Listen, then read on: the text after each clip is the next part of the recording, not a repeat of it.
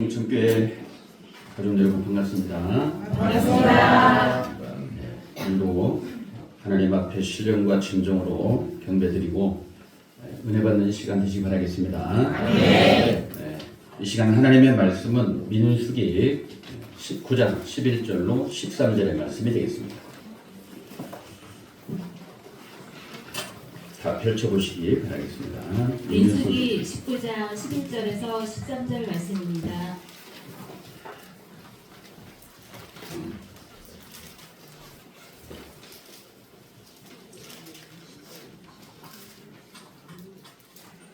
민수기 19장 11절로 13절.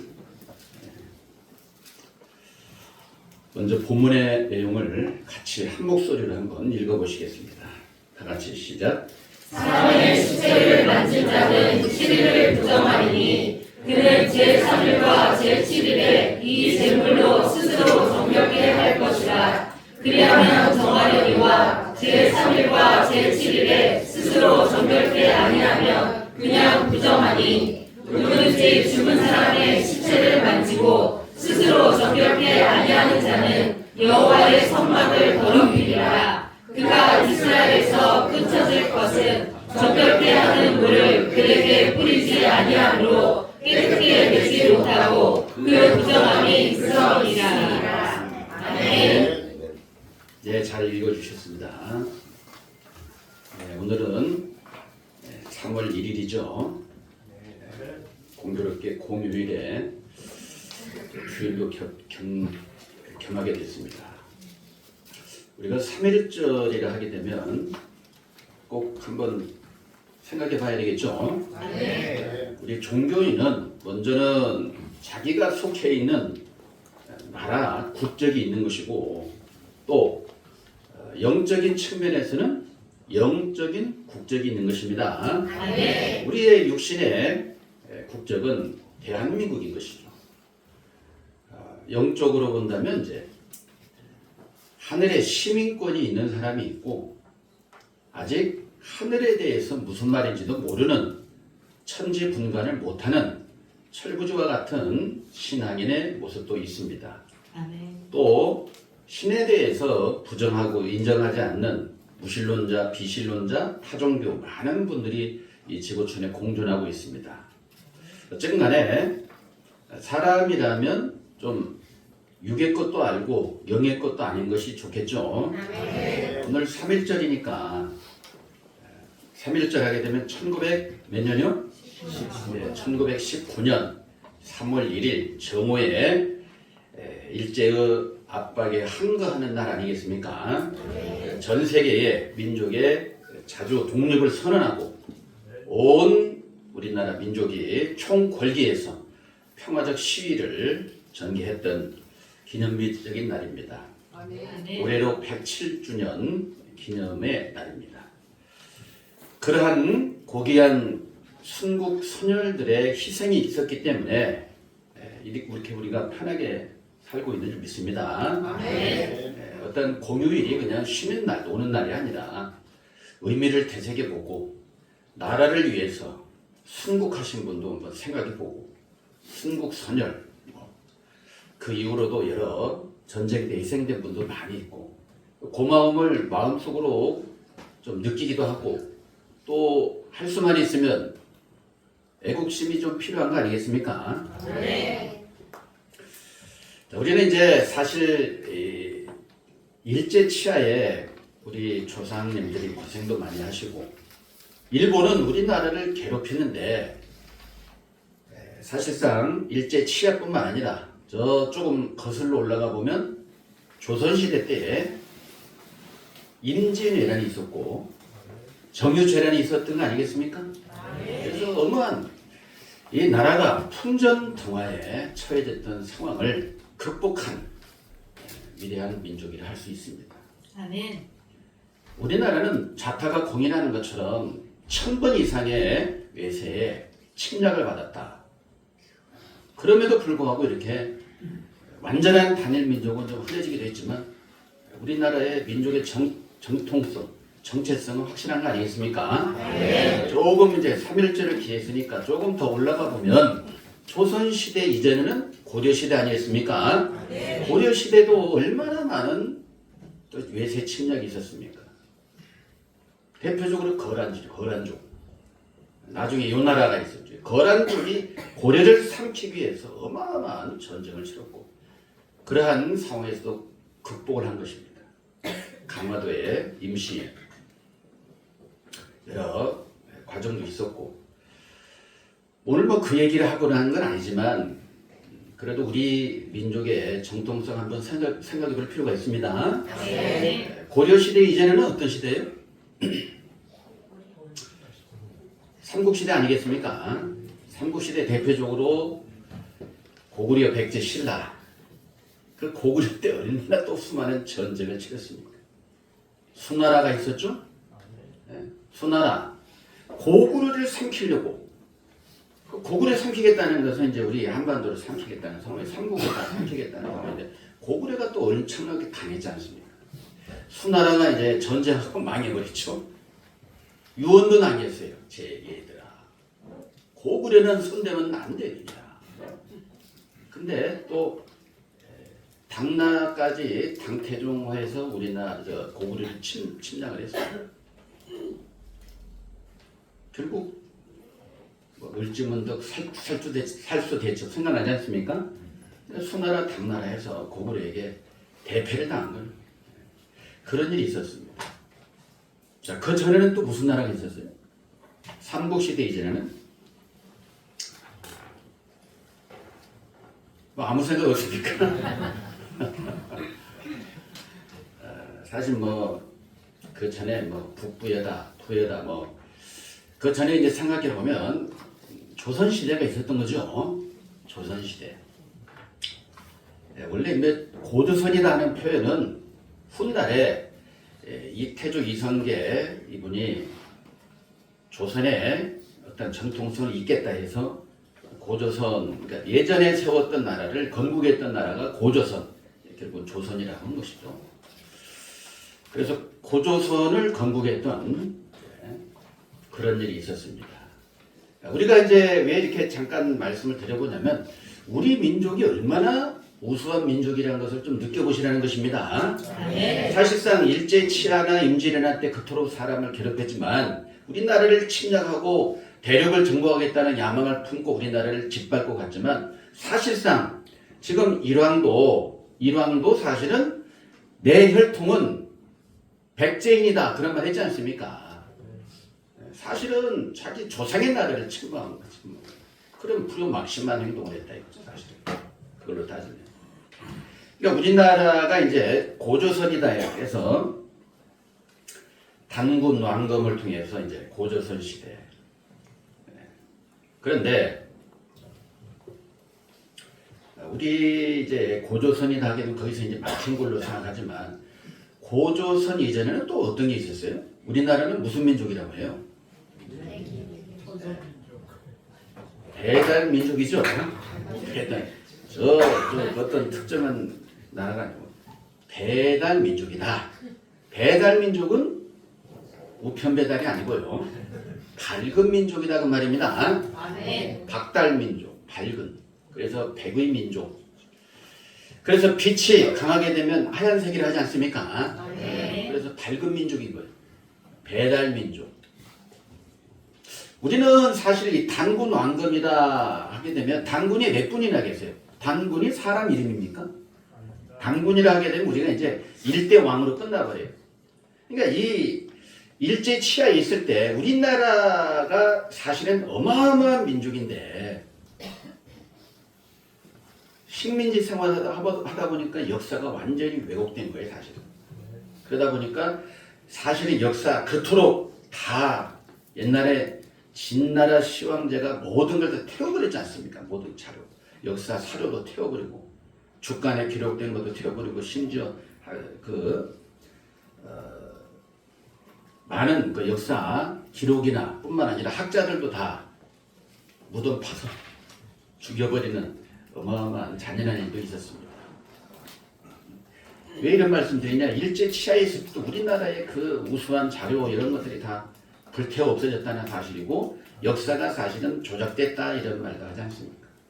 사실은 아무리 그렇게 속여도 사실 역사를 부인할 수는 없는 거거든요.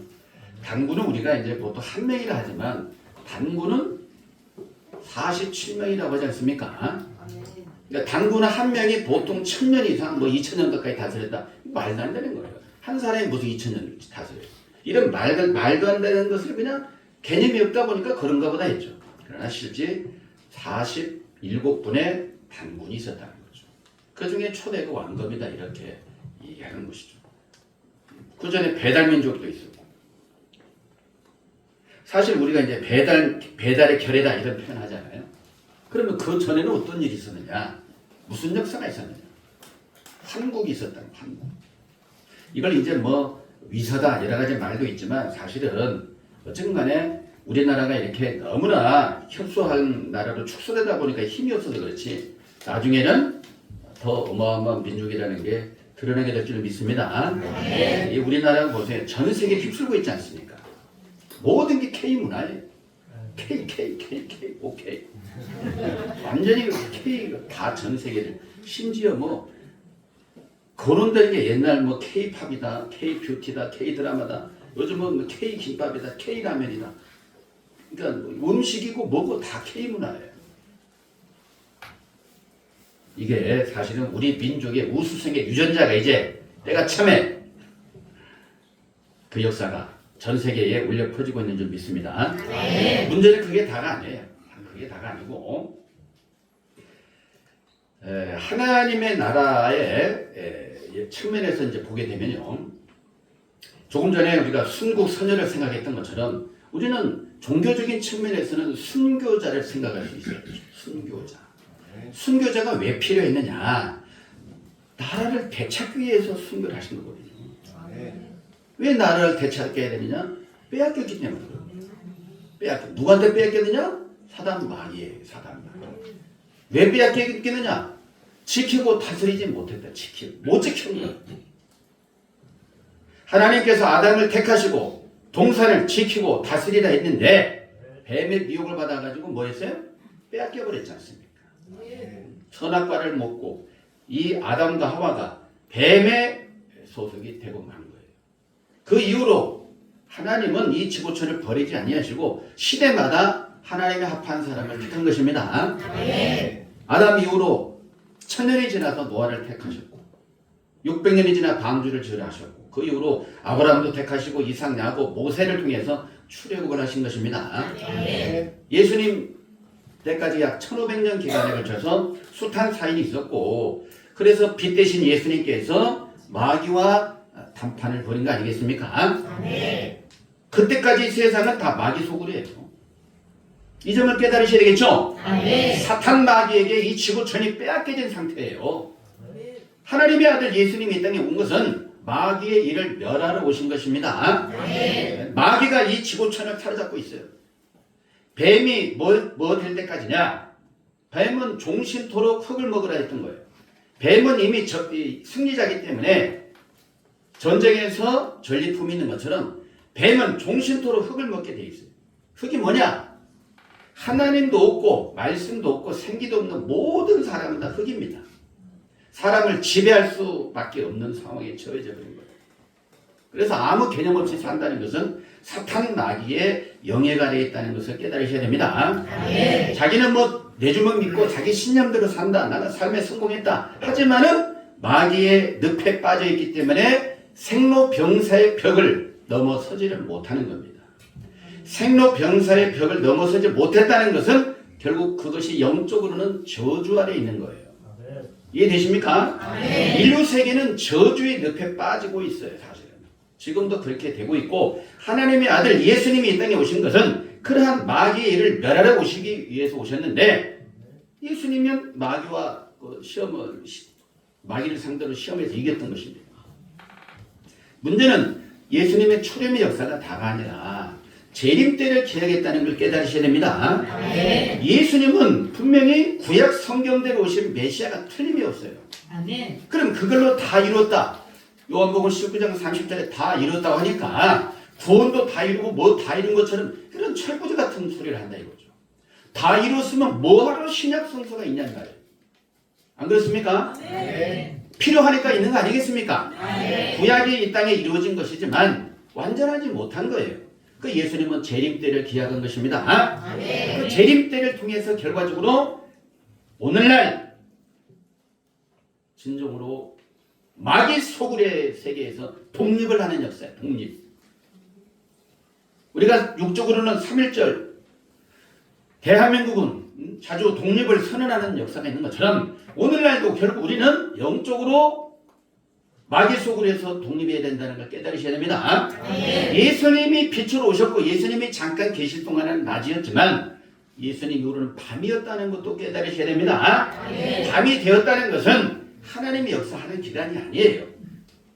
사단 마귀가 역사하는 기간이고, 그래서 사단 마귀가 밤 시대에 하나님처럼 여태까지 일했다는 것도 우리가 아셔야 될 줄 믿습니다. 그러면 언제 하나님께서는 독립을 외치시느냐? 바로 요한계시록에 이 하나님의 나라 독립을 하겠다는 말씀과 더불어 빛으로 우리가 3.1절도 있지만 광복절도 있는 거 아니겠습니까? 그런 것처럼 다시금 광복은 빛으로 회복된다는 거예요. 오늘은 우리는 아셔야 돼요. 철부지처럼 예수 믿으면 다 된 것처럼 생각하지만 육적으로도 어린아이 때는 부모 심정을 모르는 겁니다. 장성해져야만이 부모의 심정하는 거 아니겠습니까? 영적으로 장성해져야 창조주 하나님께서 지금 어떤 역사를 펼치고 있고 어떠한 깊은 속사정이 있는가 좀 알게 되는 거거든요. 그래서 오늘날 하나님은 이 밤시대를 청산하고 빛으로 다시금 광복의 역사를, 영적인 광복의 역사를 하고 계신다는 것도 아셔야 됩니다. 밤이라는 것은 어둠 시대 때 마귀가 세상을 지배하고 발동한다는 말도 있는 것처럼 사실은 마귀도 계략이 상당히 단수가 높습니다. 마귀를 우습게 보면 안 돼요. 애당초 지음받았을 때 천사도 능력이 있는 것입니다. 기적 일으키고 온갖 것 다 해요. 하지만 마귀의 아킬레스건이 뭐냐? 마귀는 진리가 없는 겁니다. 뭐가 없어요? 진리. 그래서 진리 들이대면 꼼짝 말하는 거예요. 꼼짝. 그 진리가 바로 예수 그리스도의 피입니다. 피. 보혈이죠. 그래서 사실상 요한계시록이 말씀하기를 독립의 선언을 하고 있다는 걸 깨달으셔야 됩니다. 계시록 11장 15절을 보면 이제 세상 나라가 우리 주와 그 그리스도의 나라가 된다라고 말씀하고 있는 것입니다. 그게 독립이고 그것이 바로 광복이거든요. 사탄 마귀는 이 시대 신앙인들에게 절대 계시록을 접근하지 못하도록 역사하고 있는 거예요. 이해되십니까? 적어도 이 시대 신앙인이 계시록을 모른다. 이건 이미 애들이에요. 애들 영적으로. 사탄은 절대적으로 계시록을 왜 모르게 하느냐? 사탄의 모든 정체가 요한계시록에 다 드러나 있는 것입니다. 요한계시록은 사탄을 잡는 무기예요. 사탄이 어떻게 잡히게 되고 어디서 역사하다가 어디서 퇴출이 당하는지 정확하게 나와 있고 계시록에 눈 뜬 사람은 장성해지는 거예요. 그래서 사탄의 작전은 절대적으로 예수님 열심히 믿어라. 뜨겁게 믿어라. 충성을 다해라. 열심히 헌신 봉사해라. 그러나 계시록은 굳이 몰라도 된다. 심지어 사역자들도 목사도 모르는 계시록 성도들이라서 뭐 하겠습니까? 할렐루야. 이런 식으로 요한계시록은 그냥 쳐다보지도 터부시한다죠. 거들떠도 안 보고 필요 없는 책이냐. 이렇게 지도자 층에서도 말하고 있는 거예요. 그만큼 요한계시록은 아무나 알 수 있는 책도 아니고 아무에게나 알려주는 책도 아닙니다. 하나님의 나라가 독립이 되고 광복이 되는 것이 회복되는 게 바로 요한계시록입니다. 그 점을 알고 계세요. 그 점은 현재 적어도 우리가 이 시대를 살아가고 있다면 그 정도는 알고 교회를 다니든 신앙생활을 하든 해야 됩니다. 아셨죠? 그래서 객관적으로 봤을 때에 하나님께서 언제 이 하나님 나라를 회복한 적이 없지 않습니까?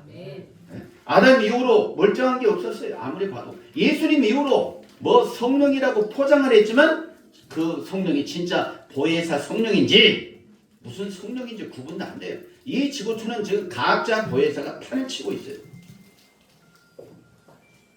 깨달으셔야 됩니다. 성령이라고 우긴다고 해서 성령이 되는 게 아닙니다. 성령은 진리로 말하는 것입니다. 진리가 없으면 성령이 아닌 거예요. 성령으로 포장할 뿐이고 그런 유사품의 주의를 하셔야 됩니다. 유사품의 주의를 해야 영분별인 것이고 그런 분별력을 가지고 있어야 이 마귀 속을에서 탈출하는 것입니다. 할렐루야. 오늘 민수기 19장 민수기가 뭡니까? 민수가 이리 와라. 이건 아니잖아요. 출애굽을 해서 민수기 백성들의 수를 세는 것입니다.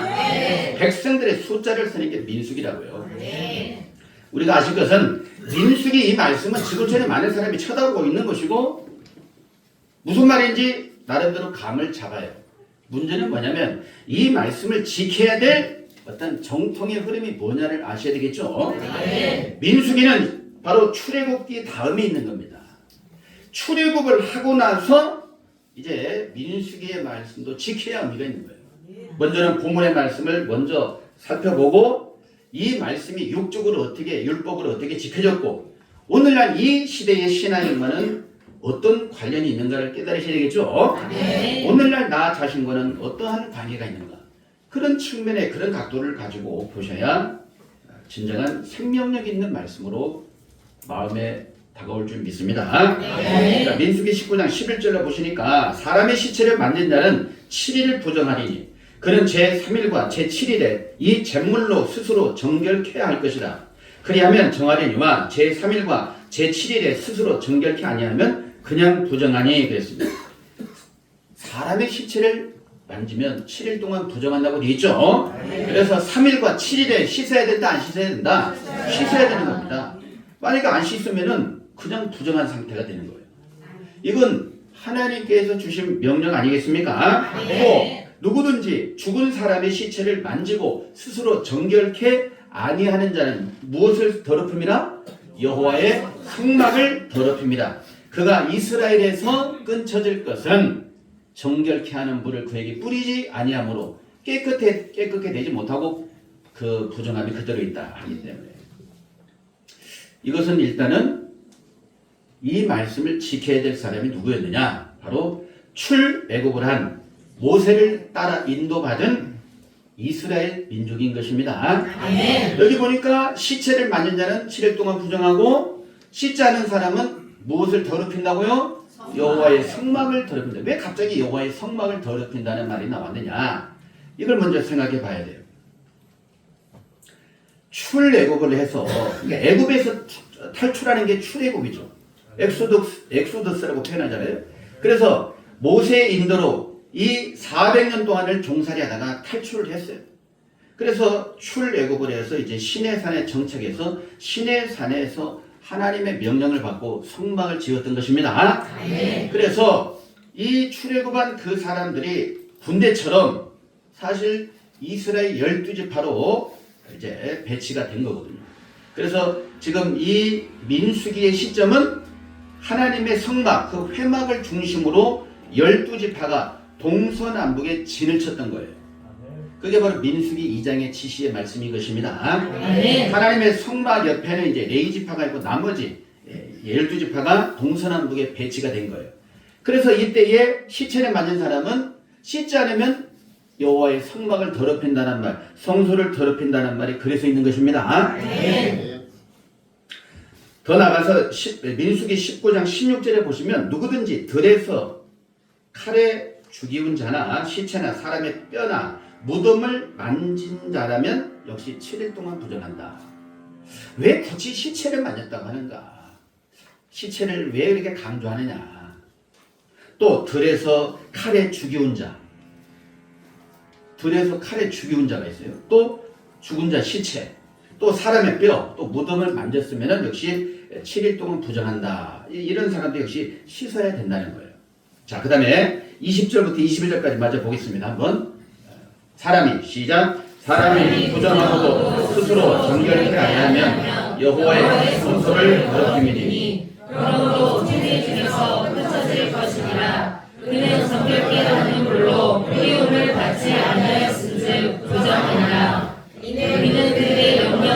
율례니라. 정결케 하는 물을 뿌린 자는 그 옷을 빨 것이며 정결케 하는 물을 만지는 자는 저녁까지 부정할 것이며 부정한 자가 만진 것은 무엇이든지 부정할 것이며 그것을 만지는 자도 저녁까지 부정하리라. 아멘.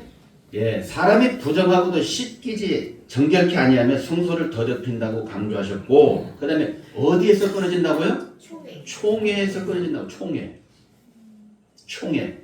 세상도 보면 총회라는 이름으로 모이기도 합니다. 교회 조직도 마찬가지로 총회가 있어요. 총회.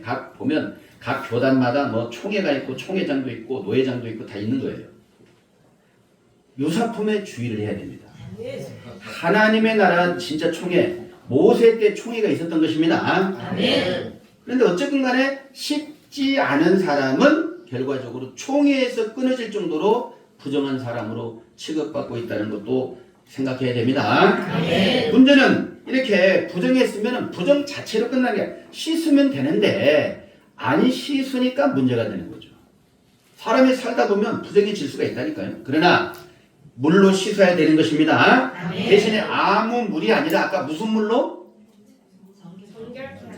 아까 무슨 물?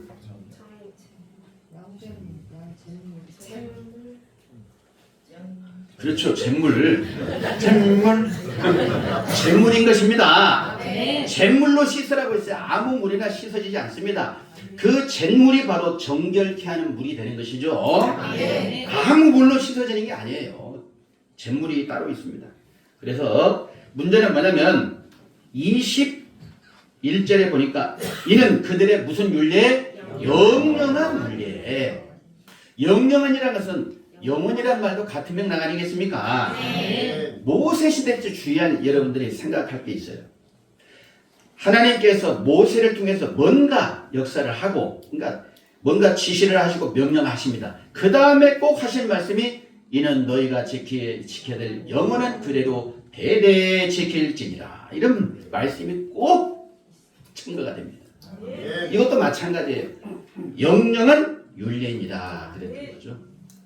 그러니까 영영한 율례, 영원한 규례, 이 말은 모세 시대 때 일로 끝나는 게 아니라 예수님 때나 오늘날도 뭔가 흐름이 적용된다는 거예요, 안 된다는 거예요? 적용되는 것입니다. 그러니까 민수기 19장의 말씀을 가지고 설교하는 거예요. 이게 모세 시대 때 역사로 끝나버린다면 뭐하러 이런 얘기를 하겠어요? 오늘날 우리가 지켜야 될 엄청난 법이라는 걸 깨달으셔야 됩니다. 모세 때 이것은 율법. 하나님께서 지키라고 명하신 법이죠. 이 법을 안 지키면 끝장나는 거예요. 문제는 율법은 그림자입니다. 그 법은 법인데 그림자 법이에요. 하지만 초림 때나 재림 때는 그림자 법이 아니라 무슨 법? 참 형상의 법인 것입니다. 우리는 이 민수기의 이 말씀에 참 형상의 법을 지켜야 될 사람인 거예요. 그러니까 우리가 이 말씀을 깨달으셔야 되거든요. 그래서 먼저 율법을 이제 이렇게 명령을 받고 나서 실제 법을 지킨 사람들이 대표적으로 한 예를 두 가지 들어보면, 아까 시체 만들지 말라 했잖아요. 그 시대에는 특별히 하나님께 드려진 사람들이라고 해서 무슨 인이라고 해요? 나실인이라 그랬죠? 나실인이 주의해야 될 대표적인 일이 바로 민수기 6장에 역시 시체를 만지면 안 된다고 되어 있어요. 뭘 만지면 안 된다고요? 하나님께 특별히 드려진 사람이 시체를 만지거나 그러면 안 되는 거예요. 심지어 자기 부모나 형제가 죽은 때라도 그를 인하여 몸을 더럽혀서는 안 된다는 그런 말씀까지 하신 거예요. 이해돼요? 그러니까 나실인으로 드려진 사람이 부모님이 형제가 설령 돌아가셨을지라도 가가지고 뭘 더럽히면 안 된다. 몸을 더럽히면 안 된다는 거예요. 이게 그 당시 법이란 말이에요. 좀 야속할지 모르지만 이게 그 당시 법이라고요. 그러면 오늘날도 우리가 그렇게 해야 된다는 뜻입니까? 오늘날도 이 말씀을 그대로 적용해가지고 지키면은 이게 바보가 되는 거예요. 이해돼요? 뭐가 된다고요? 바보가 되고 싶은 분 이대로 지키면 돼요. 그러면 안 되겠죠? 시대의 흐름을 따라서 법을 지켜야 되는 겁니다. 그림자 법의 시대는 이렇게 할 수밖에 없어요. 문자에 의해서. 우리가 이 말씀과 이 오늘날 신앙인들에게 무엇을 요구하는지 영적인 측면에 이 말씀을 깨달아야 장성한 자가 되는 줄로 믿습니다. 또 제사장이 있어요. 제사장은 백성의 어른이라는 표현이 있는 겁니다. 오래 교회 다니면 어른이 아니라 제사장이 바로 어른인 것입니다. 백성의 어른. 그런데 이 제사장 레위기 21장에 보면 어떤 시체든지 가까이 말고 부모로 인해서도 역시 더럽히지 말라고 돼 있어요. 제사장도 주의해야 될 것이 꼭 시체에 대해서 언급이다. 시체. 꼭 시체가 나와요. 주일날 시체 얘기 들으니까 이상하죠? 우리는 여기서 이제 오늘날 우리와 자신과의 관계가 어떻게 진행되는지 봐야 되겠죠? 율법은 잘 들으셔야 됩니다. 율법은 그림자고 그 시대에 꼭 지켰어야 될 법이에요. 하지만 율법은 장차 나타날 좋은 일의 그림자고 참 형상이 아니라는 걸 깨달으셔야 되겠죠? 그래서 모세 선지자에게 처음으로 율법을 주시는 그때로부터 약 1500년 기간에 걸쳐서는 법을 지켜야 돼. 율법을 끝까지 지켜야 되는 사람들이에요. 하지만 예수 그리스도를 통해서는 시대가 바뀌는 것입니다. 그 요한복음 1장 10절의 말씀 인용해 보면 율법은 모세로 말미암아 주신 것이요 은혜와 진리는 예수 그리스도로 말미암아 온 것이라 그랬죠. 그래서 모세 이후로 예수님 이전까지는 율법에 매일 수밖에 없었고 예수님 때는 이제 율법을 고수하고 그렇게 지키려고 노력하면 안 되는 거죠. 예수님도 율법을 폐하려는 게 아니라 율법을 뭐 한다고요? 완전케 하려 왔다 그런 말씀 하지 않습니까? 예수님은 율법을 파괴하고 무시하는 게 아니고 율법 자체가 그림자이기 때문에 참형상을 제시하는 거죠. 그 참형상을 깨닫고 지키는 것이 바로 진리인 것입니다. 율법은 그림자고 진리는 참형상인 거예요. 이 시대 우리는 그림자에게 매이면 안 되는 것입니다. 예를 들어 보면 구약시대 때 피채 먹지 말라 하니까 오늘도 나는 순대 먹을 때 절대 피 안 먹어요. 순대 쳐다보지도 않아요. 이런 생각을 가지고 신앙생활하는 사람이 있습니까 없습니까? 피채 먹지 말라니까 절대 피를 피하는 사람들이 있어요. 피채 먹지 말라니까 나름대로 지키겠다고. 이건 완전히 시대의 흐름을 모르기 때문에 그래요. 그렇게 신앙하는 사람을 못 어떻게 누가? 깨달음이 없기 때문에 그렇게 되는 거 아니겠습니까? 참형상이 피채 먹지 말라니 참형상을 알고 깨닫고 지켜야 의미가 있지. 고작 피채 먹지 말라니까 음식 먹을 때 피를 가리는 거. 저 다른 민족도 할랄 음식만 따로 먹잖아요. 이게 다 그림자의 매인 겁니다.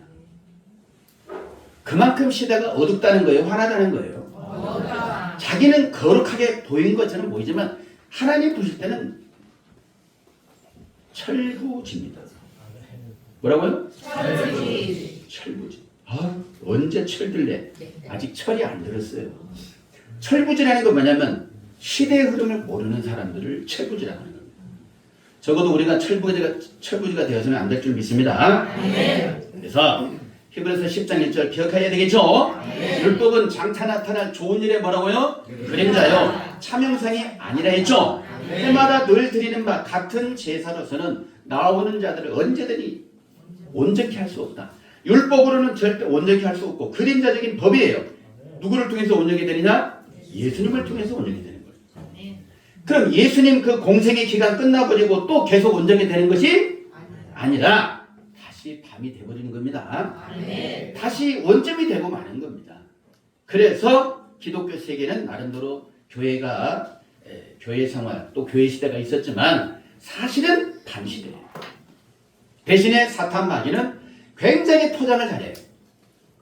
성령의 이름으로 모든 걸 성령, 보혈, 온갖 것 다 포장하다 보니까 진짜처럼 여겨지기도 합니다. 이제는 빛이 출현돼야 됩니다. 예수님 이후로 밤이라는 얘기를 이론적으로는 알아요. 하지만 밤이라고 인정하는 사람은 별로 없습니다. 오늘날 빛이 출현된다는 걸 아셔야 되겠죠? 요한계시록 21장 24절에 만국이 그 빛 가운데로 다닌다는 말씀이 있어요. 오늘날도 빛이 떠오르는 것입니다. 오늘날 빛 하나님과 예수님 빛이에요. 하나님도 빛, 예수님도 빛, 말씀도 빛. 오늘날도 빛의 역사를 통해서 이 마귀 세상과 구별된 자주 독립의 역사, 광복의 역사가 있게 될 줄로 믿습니다. 그러면 왜 이제 참형상에 입각해서 우리가 생각해야 될 것을 보겠죠. 참형상. 도대체 시체를 만지지 말라고 하는 게 도대체 무슨 의미가 있느냐? 시체가 뭔지 이거거든요. 시체가. 오늘날 우리가 시체를 만지는 사람은 사실 병원에 그분들만 아무나 만질 수 없는데 왜 굳이 이런 말씀하셨느냐? 영적으로는 너무나 지당하신 표현이거든요. 그래서 우리가 시체는 곧 죽은 거 아니겠습니까? 죽음. 그래서 우리가 먼저 생각할 것은 구약시대는 실제 육적인 죽음이 있을 때 죽어있는 그 시체를 죽음이라고 하고 실제 그걸 만지면 부정한다는 거죠. 오늘날 우리 참형상의 시대는 먼저 아셔야 돼요. 우리는 육신이 죽어야 꼭 죽음으로 생각해요. 하지만 하나님 보실 때는 육신 이전에 영적으로 죽어도 죽은 자입니다. 우리가 육체할 때 한문으로 표현하면 이 육체 소위 고기유라 표현하는데 이 사람인이 두 개가 있어요? 하나가 있어요? 한문도 힌트를 주고 있잖아요. 한문이 중국 나라 언어입니까? 우리 선조의 위대한 언어입니다. 사람은 두 사람이 있는 거예요. 두 사람. 겉사람이 있고 속사람이 있는 거예요. 사람은 겉사람, 육체가 죽어야 꼭 죽은다 하지만 속사람이 죽어버리면 그 자체로 이미 죽은 겁니다. 아셨죠? 그래서 고린도후서 4장 16절에 겉사람과 속사람이 구분되어 있다는 거 아셔야 되겠죠? 그래서 이것을 가지고 성경에는 육체, 하나는 영이 되는 것입니다. 영혼, 육 이런 표현되어 있고 육체와 영혼 이렇게 구분되기도 합니다. 그래서 육신이 죽어야 죽음이 아니라 영적으로 죽어도 죽은 자다.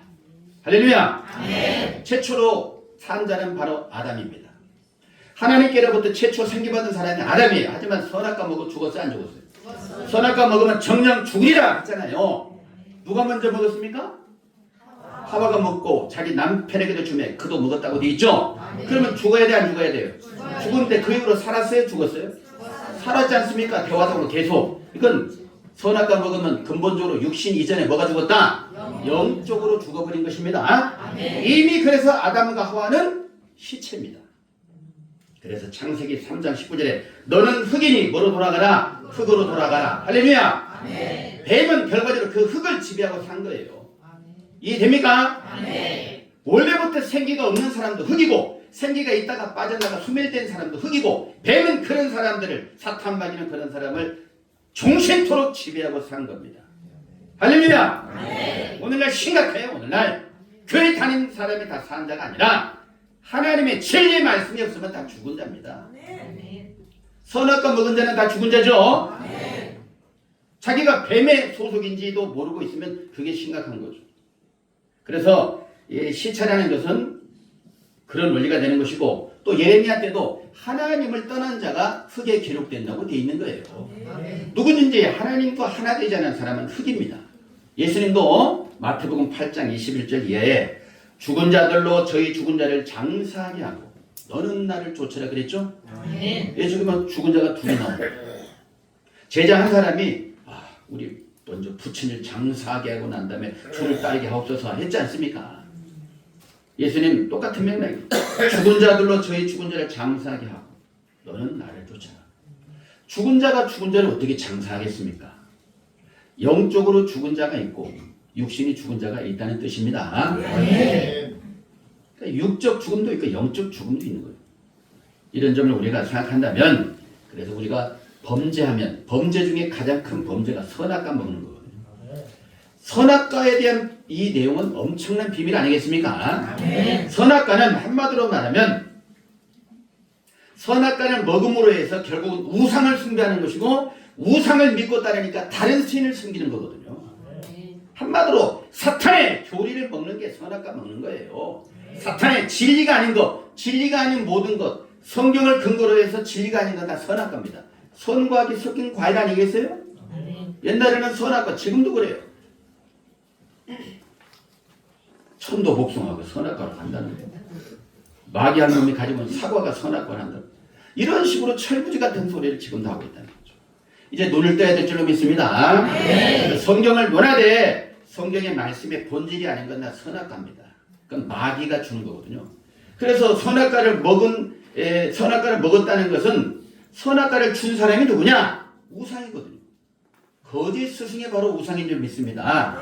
하박국 2장 18절에 거짓 스승이 우상이고, 거짓 스승이 우상이니까 선악과를 먹었다는 이 자체는 무엇을 숭배한 거예요? 우상을 숭배한 것이고, 우상과 함께하는 신은 하나님이에요? 사탄마귀예요? 사탄마귀인 거예요. 그래 다른 신을 섬기는 겁니다. 깨달으셔야 되겠죠? 그래서 범죄하는 그 영혼이 다 죽습니다. 선악과 먹으면 영적으로 죽습니다. 그렇게 해서 이런 걸 좀 아셔야 되겠고, 잿물로 씻으라고 해요. 잿물에 대해서 좀 아셔야 되겠죠? 잿물. 여러분들 잿물은 아무 때나 출현되는 게 아닙니다. 우리가 간단히 생각하면 교회 나오면 다 되지 그런 걸 따지냐고. 그건 다 유사품입니다. 유사품에 주의하세요. 제발. 여러분들 진짜 우리의 죄를 씻을 수 있는 잿물은 초림 때와 재림 때밖에 없어요. 이해됩니까? 당시에는 잿물 자체가 없는 겁니다. 그래서 그 잿물은 오직 예수 그리스도를 통해서 주시는 것입니다. 말라기 3장 2절을 보겠습니다.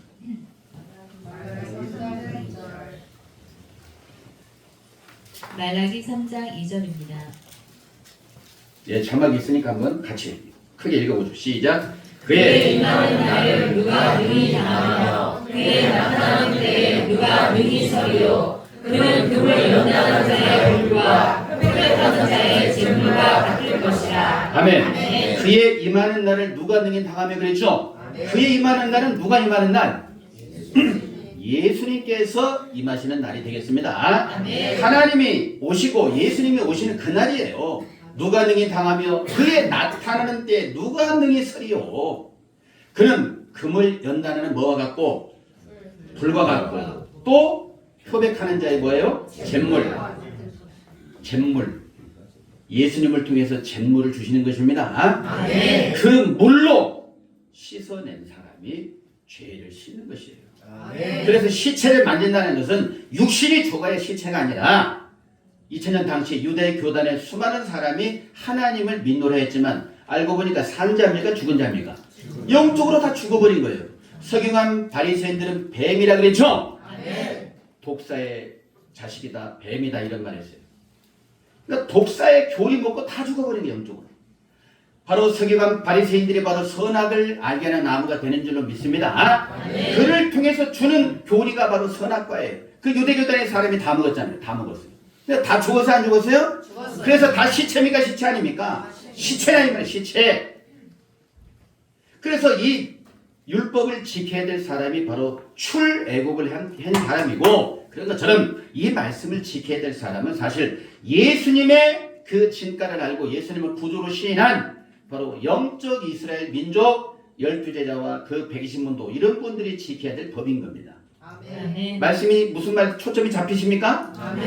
모세 율법도 출애굽을 한 그 사람들이 지켜야 될 육적 이스라엘 민족들이 지켜야 될 법이 율법인 것처럼 차명상의 율법은 이 영적인 애국 서기관 바리새인들 세계에서 탈출한 제자들과 문도들이 지켜야 될 법인 것입니다. 다른 사람은 해당도 안 되는 거예요. 서기관 바리새인들에게 사로잡힌 수많은 사람은 출애굽한 사람도 아니고 애굽에서 뭐하는 사람들? 종노릇하고 있는 사람들이죠. 그래서 예수님은 진리를 알지니 진리가 너희를 뭐한다? 자유케 한다 했잖아요. 종노릇하고 있는 거, 죄의 종노릇하고 있는 줄 알아요? 몰라요? 모르고 있다는 이 불편한 현실입니다. 오늘도 우리가 아셔야 됩니다. 이 주변에는 시체가 많습니다. 거의 다 시체라 해도 과언이 아니에요. 그러나 누가 죽은 자인지 산 자인지는 몰라요. 자기가 언제 자기가 산 자인 죽은 자인 줄 아느냐? 살아나야 내가 죽었었구나 알거든요. 진짜 말씀을 만나야 삽니다. 오늘날도 잿물이 출현돼야 돼요. 그 잿물이 바로 빛을 통해서 주시는 거 아니겠습니까? 아멘. 2000년 전에도 오직 잿물은 예수님을 통해서 주신 거예요. 그래서 너희는 내가 일로 준 말로 이미 깨끗해졌다 그래 돼 있죠? 아멘. 예수님을 통해서 주시는 진리의 말씀만이 죄에서 해방시켜 줄 수 있고 죄를 씻을 수가 있습니다. 아멘. 그 이유는 밤인 것이고 오늘날도 결과적으로 죄를 씻을 수 있는 물이 출현되는 것입니다. 그게 바로 계시록의 비밀이에요. 계시록의 비밀은 바로 죄를 씻을 수 있는 잿물이 출현되는 거예요. 그러니 마귀가 좋아하겠어요? 안 좋아하겠어요? 아, 이거 안 좋아하는 거죠. 비상사태입니다. 오늘날 신앙인들 중에 요한계시록을 배우고자 하는 사람 자체를 극도로 싫어하는 마귀 스타일이에요. 아셔야 되겠죠? 그것도 모르고 계시록 몰라도 된다고 하니까 너무 좋아요. 어우, 편하게 죽겠어요. 그러니까 죽는 거거든요. 우리가 아셔야 됩니다. 요한계시록의 비밀은 마귀를 이길 수 있고 죄를 씻을 수 있는 엄청난 비밀 문서입니다. 그래서 계시록 22장 14절에서도 두루마기를 빨아 있는 자가 복이 있다고 되어 있죠? 뭘로 빨아야 되느냐? 물로. 수정 같은 생명수. 그게 수정 같은 생명수가 바로 영적인 잿물인 것입니다. 이걸로 씻어내야 돼요. 그래서 주변에 이미 진리를 모르는 사람은 다 죽은 거예요. 미안하지만 불신자 영적으로 죽었고 타종교도 죽었는지 살았는지 제가 뭐 거기까지 말하면 기분 나빠하시니까 일단은 이 진리의 말씀 하나님 말씀이 없는 사람은 다 죽은 겁니다. 설령 교회 다녔어도 진리의 말씀이 없는 사람은 다 죽은 거예요. 하나님은 사한자의 하나님이지 절대 죽은 자 하나님이 아닌 것입니다. 그럼 민수기의 이 말씀을 누가 지켜야 되느냐? 오늘날도 출애굽을 하는 사람이 지켜야 되는 거예요. 갑자기 무슨 출애굽이냐? 우리는 애굽에서 출애굽했다는 것은 바로 사실상 과거에는 이집트 나라에서 탈출하는 거예요. 오늘날 우리는 이집트 나라에서 종로를 타고 있는 게 아니라 영적으로 죄의 종로를 타고 있는 것도 감 잡아줘야 됩니다. 계시록 18장에서는 천하 만국이 다 미혹됐고 무너졌다고 되어 있어요. 바벨론 세력에 의해서. 그래 이 바벨론 세계에서 바벨론이 되었다는 것은 다 육체밖에 없는 거예요. 진리의 말씀은 없고 뭐밖에 없다? 육체밖에 없는 거예요. 육체가 바로 애굽인 거예요. 옛날에는 실제 출애굽을 했지만 오늘날은 육신밖에 없는 영적인 애굽에서 탈출을 해야 되는 것입니다. 그래서 보세요. 출애굽한 사람들이 성막, 회막을 중심으로 12지파가 진을 쳤던 것처럼 2000년 전에도 12제자와 그 문도들 이런 사람이 예수님이라는 지성소를 중심으로 12지파가 있는 것입니다. 2000년 전에도 12지파가 있었다 없었다? 있었다는 걸 아셔야 있었다는 걸. 그게 어디가 있어요? 어디가 있어요? 야곱이죠? 야고보서 1장 1절에 흩어져 있는 12지파라고 되어 있단 말이에요. 그 흩어져 있는 12지파가 바로 영적 이스라엘 12지파라는 걸 깨달으시겠죠? 그래 오늘날도 이와 같이 어둠 세계에서 탈출해가지고 오늘날 12지파가 있어야 돼요? 없어야 돼요? 오늘날 지성소, 회막을 중심으로 한 12지파가 있어야 성경적이다 이거죠. 그래서 계시록에 12지파가 그래서 나오는 거예요. 할렐루야! 그래서 그러한 사람들이 제3일과 7일 씻어야 돼요? 씻어야 돼요? 씻어야 됩니다. 우리는 3일 예배도 중요히 여기셔야 됩니다. 아무 데서나 교회 가서 뭐 예배 드리면 되지. 이런 개념은 철부지고 진정한 죄를 씻을 수 있는 잿물이 있는 그곳에서 씻으셔야 되겠죠. 사람이 살다 보면 들에서 여러분들이 생활하다 보면 들에서 찢기기도 하고 죽을 수도 있어요. 심지어 뼈밖에 없는 사람이 심지어 무덤이 있어요. 서기관 바리새인들 조직이 바로 회칠한 무덤 아니겠습니까? 그럼 누가 됐든지 간에 죽을 수도 있단 말이에요. 또 부정하게 돼요. 씻어야 돼요? 안 씻어야 돼요? 씻을 수 있는 때에 씻어야 부정하지 않습니다. 3일에도 씻어야 7일에도 정결케 된다는 것도 아셔야 되겠죠? 여러분들 위해서 그런 말씀을 하고 계시는 거 아닌가. 할렐루야. 그래서 이 지구촌에 많은 분들이 신앙하겠지만 진짜 산자지 죽은 자지 스스로 점검해야 되겠죠?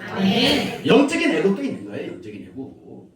성경 구경하라는 게 아니라 이런 영적인 차원의 말씀을 깨닫고 내 자신이 영적인 애국에서 탈출하는 거. 그리고 하나님의 성망을 중심으로 12지파가 진을 쳤던 것처럼 진을 치고 있는 사람이라면 여호와의 성소를 더럽혀서는 안 된다는 거죠. 그랬을 때에 설령 부정한 날지라도 씻으면 좋은 역사가 있는 것이고 모두가 다 장자들의 총회에서 영원히 그 이름들이 빛나야 될 줄 믿습니다. 어쨌간에 부정한 사람이 계속 거듭되면 총회에서 끊어지는 거예요. 총회. 하나님 나라의 총회가 진짜 총회 아니겠습니까? 모세 때 이스라엘 총회. 오늘날도 마찬가지로 지구상에 많은 총회가 있지만 그 중에 유사품을 주의하시고 진정한 하나님 나라의 총회를 발견하는 게 중요한 것입니다. 그렇게 생각하시고 더 이상 시간을 끌어서는 아무쪼록 할 말을 해야 되는데요. 어쨌든간에 우리가 제3일과 7일에 씻어야 돼, 안 씻어야 돼요? 씻어야 좋은 역사가 있고 하나님을 영원히 모시고 살 수 있다는 그런 말씀이 되겠습니다. 그래서 민수기 말씀이 남의 얘기가 아니라 바로 우리에게 당부하신 말씀이라는 것을 좀 생각했으면 좋겠죠. 모두가 다 하나님의 이 법, 차명상의 법을 잘 지켜서 하나님께로부터 예비하신 크나큰 복을 받고 누리시는 여러분 되시기를 주님의 이름으로 축원드립니다. 기도하시겠습니다. 사랑해 주님 감사합니다. 오늘 귀하고 복된 성일을 맞아서 하나님 앞에 신령과 진정으로 경배할 수 있도록 은혜 베풀어 주시오니 참으로 감사드리옵나이다. 오늘 특별히 3.1절을 맞아서 순국 선열에 대한 감사의 마음, 또 더 나아가서는 이제 마귀 세상으로부터 영적인 독립과 광복의 역사를 펼치시는 순교자분들에게도 감사하는 마음을 올려드립니다. 하나님께서도 그 모든 역사를 지켜보시고 역사를 하셨고 지금까지 일하신 것 참으로 감사드리옵나이다. 이제 오늘 허락하신 민수기의 19장의 말씀을 통해서 진정으로 우리 주변에 수많은 사람들을 접할 때마다 그들의 말의 바이러스가 내 속에 들어와서 부정적인 말, 하늘나라를 해치는 말을 들어봤을 때 씻어내고 정결케 되어서 하나님의 성막을 더럽히는 자가 아니라 깨끗한 자, 정결한 자가 되어서 도래하는 크나큰 복을 받을 수 있도록 은혜 베풀어 주시옵소서. 3일에 씻어야 7일에도 깨끗해진다는 말씀도 기억합니다. 우리 모두가 다 차명상의 법을 지킬 수 있도록 인도하여 주시옵소서. 경천교회에 속한 수많은 권속들, 담임 목사님을 중심하여 모든 우리 성도에 이르기까지 영육간의 강건함을 더하여 주시옵소서. 하나님 앞에 효도하는 길은 이 진리를 모르는 수많은 사람들에게 참된 진리의 말씀을 전하여 생명을 전달하는 놀라운 역사가 있어야 될 줄로 믿습니다. 진리의 사랑을 베풀게 하여 주시옵소서. 영육간의 사랑을 베풀게 하여 주시옵소서. 이로 하나님과 이웃들을 정말 사랑하고 하나님의 사랑이신 것처럼 우리가 사랑의 실체가 되어 하나님 앞에 영광 돌리게 하여 주시옵소서. 참여한 모든 발걸음도 원하고 바라는 소원들 주님 안에서 다 이루어지게 하시고 이제 더욱더 남에게 베풀어 주며 또 하늘나라 성사업을 위해서 온 마음과 정성과 뜻을 다하여 충성을 다하여 생명의 멜로간 쓸 수 있도록 은혜 베풀어 주시옵소서. 구하지 못한 모든 것까지라도 충만하게 채워주시고 있어야 될 하늘의 것과 땅의 것으로 충만하게 채워주셔서 아버지 앞에 충과 효를 다하는 복된 이 시대의 성민이 될 수 있도록 은혜 베풀어 주시옵소서. 감사와 존귀와 영광을 주님 앞에 드리고 이 모든 말씀 거룩하신 예수 그리스도 이름으로 기도드리옵나이다. 아멘.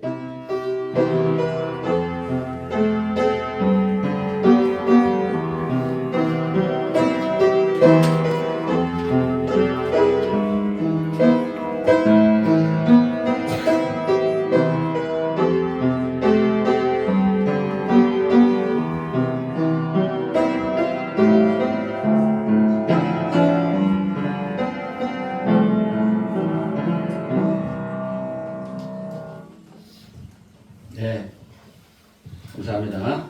목사님 나올 때 힘들겠습니다.